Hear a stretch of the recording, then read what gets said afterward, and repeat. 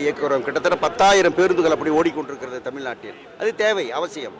அதனால் ஏற்படுகிற இழப்புகளை அரசு ஈடுகட்டிவிட்டால் பிரச்சனை இல்லை. அதைத்தான் நாங்கள் ஒரு வார்த்தையிலேயே சொல்லுகிறோம், வரவுக்கும் செலவுக்குமான வித்தியாசத்தை கொடுங்கள், எல்லாம் சரியாகிவிடும் என்று சொல்லுகிறோம். இது இந்த முதல்வரே வலியுறுத்திய கோரிக்கை. அவரே இன்றைக்கும் அதை கண்டுகொள்ளாமல் இருக்கிறார் என்பதுதான் எங்களுடைய கோபத்திற்கு காரணம்.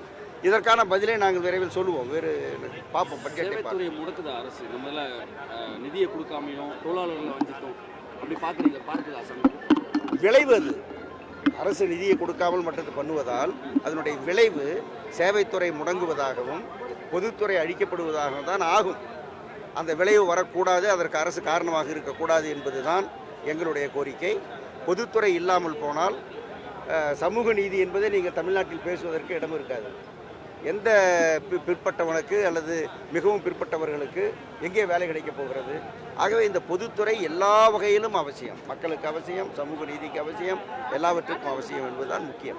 ஆகவே அதை வலியுறுத்தி கொண்டிருக்கிறோம். அரசு மறுப்பது தான் மிக மோசமான செயல். அரசுக்கு இறுதியாக என்ன சொல்ல விரும்புகிறீங்க? தொடர்ந்து பல போராட்டங்கள் இந்த பட்ஜெட்டிலேயே நீங்கள் இது அனைத்தையும் தீர்க்க வேண்டும் என்பது எங்களுடைய வலியுறுத்தல். மத்திய அரசாங்கத்தை எதிர்த்து மத்திய அரசாங்கம் தர வேண்டிய பணத்தை தரவில்லை என்று மாநில அரசாங்கம் எழுப்புகிற அந்த முழக்கம் மிக மிக நியாயமானது. தமிழகமே அவருக்கு பின்னால் நிற்கிறது. அதையெல்லாம் செய்யக்கூடியவர்கள் நாம் கொடுக்க வேண்டிய பாக்கி தொகையை போக்குவரத்து ஊழியர்களுக்கு, இந்த ஏழை தொழிலாளிகளுக்கு ஆண்டு கணக்கில் கொடுக்காமல் இருக்கிறோம் என்பது அவருடைய இதயத்தில், அவர்களுடைய நெஞ்சில், அவருடைய மனதில் ஏன் வரவில்லை என்பது எங்களுக்கு புரியவில்லை. ஆகவே தான் இந்த பேரணி, இந்த கோபம். ஆகவே அரசு உங்களுக்கு கடன் தருகின்றவர்களிடம் நீங்கள் கேட்பதைப் போல எங்களுக்கு தர வேண்டிய கடனை உடனே கொடுத்து விடுங்கள், போக்குவரத்து துறைகளை காப்பாற்றுங்கள் என்பதுதான் எங்களுடைய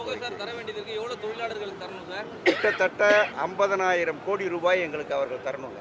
எங்களுக்கு 15,000 கோடி ரூபாய் இது. மற்றது அதான் 15,000 கோடி ரூபாய் எங்கள் காசு மட்டும் இருக்குதுங்க. எங்கள் காசு, பிஎஃப் காசு, மற்ற காசு, இந்த மாதிரியான பணமெல்லாம் இருக்குது. இது போக போக்குவரத்து கழகங்களுக்கு ஏற்படக்கூடிய இழப்பை கொடுப்பது அப்படின்னு வந்ததுன்னா அது ஒரு தொகை.